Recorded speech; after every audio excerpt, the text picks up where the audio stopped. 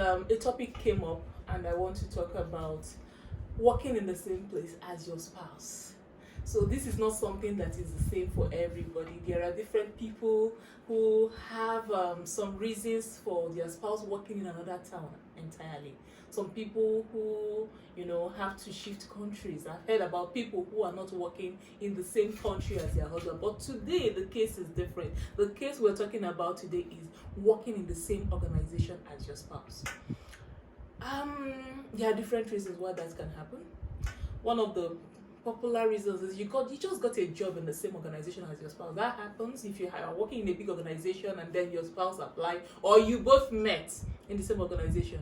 If the company doesn't have a policy that you should leave, there's no reason to leave. Okay, so we're going to talk about how to manage all that dynamics. And then you could have started a company with your husband. That can happen. Or it was even an opportunity came up and you guys had to be in the same place. And then it puts pressure on the family. It puts pressure on and look, if you think it does not have the capacity to put pressure, it does.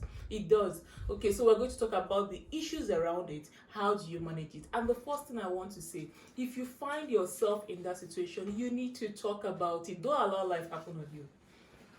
Don't allow things just roll in on you, and then you find out that, is it because so I'm giving you a head start. I found myself working in the same organization. I met my husband in the same organization. We still work in the same organization. We have actually worked in the same organization all our lives, and then a lot of things happened on us. Okay, so I'm here so that you don't have to be, so that you don't have to go through it. And let's talk. You need to define roles. You need to define how is it going to be. And sometimes it's not something you want to say, you know how you ladies like to do it. Let's talk about the first time something happens, something comes up and you think this is because of work, or this is because of something that happened at work. You need to talk about it.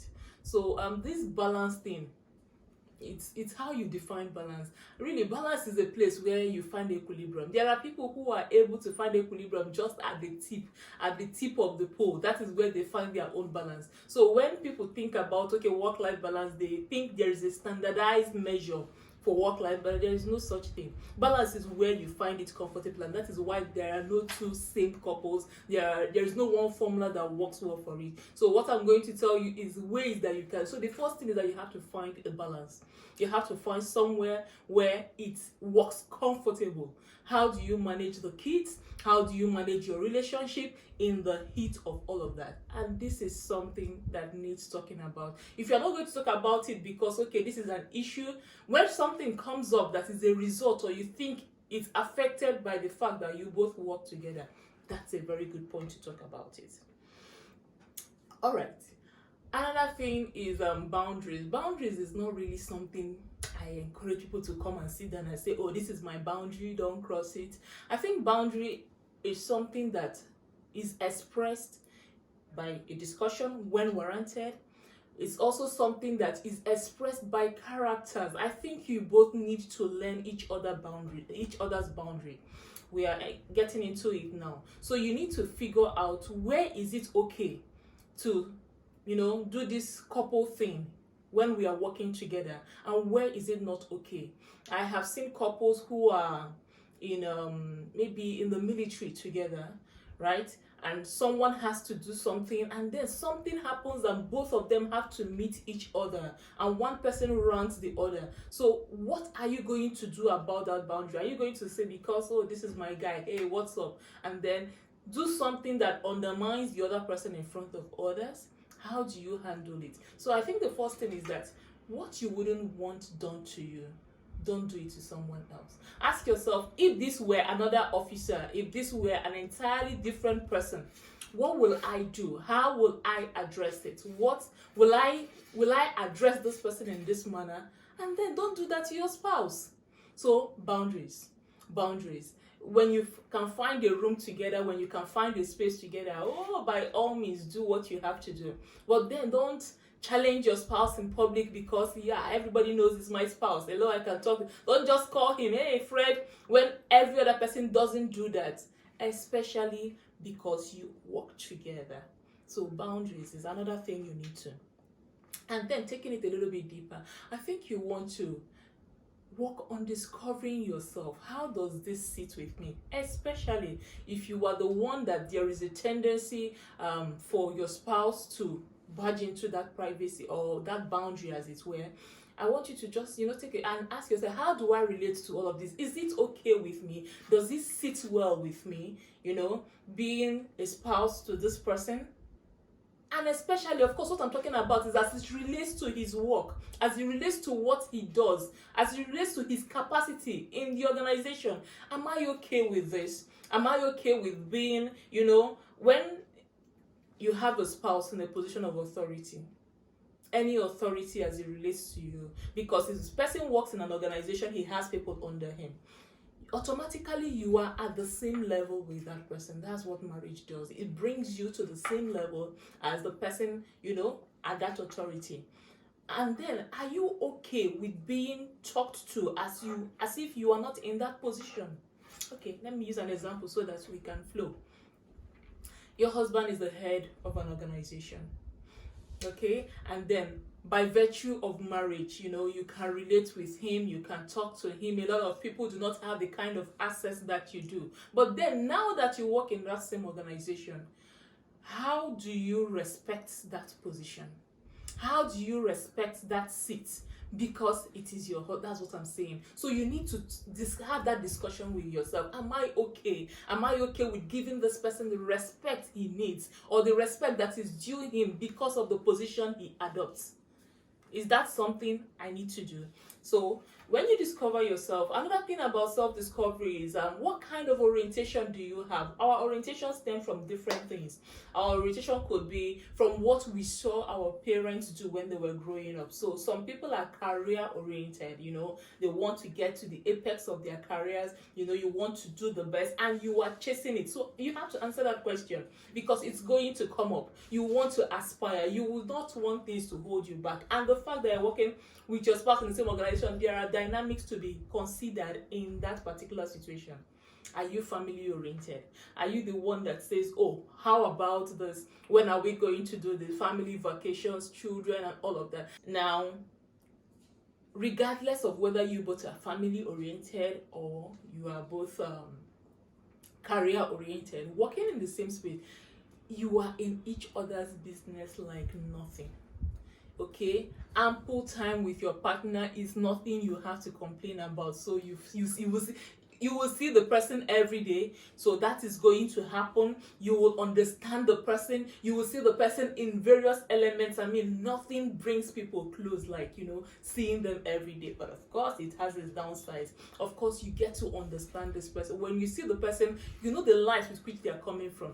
Now it is also easier for you to adapt to work schedules.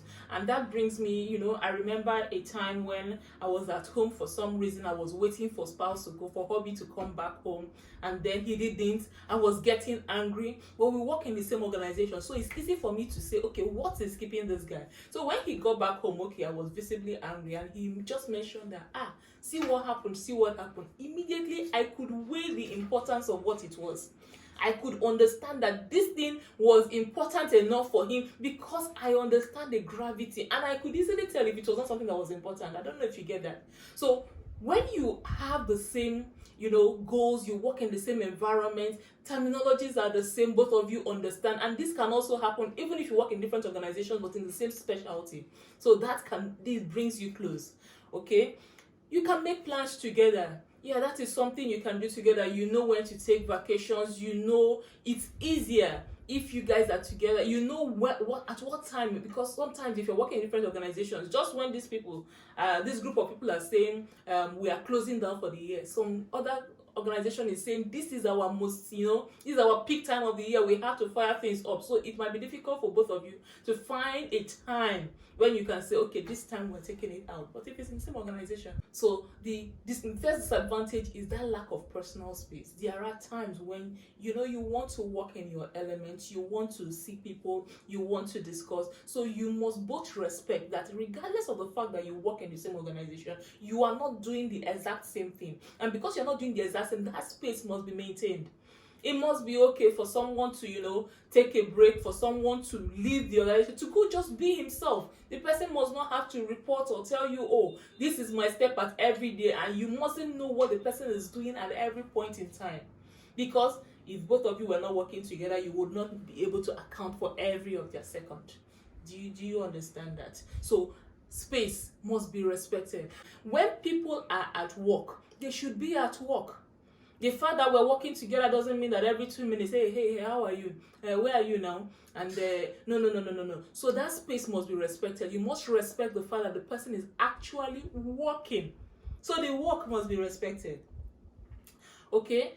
We are always talking about work. We are always talking about work. So you have to figure out what other thing do you want to talk about.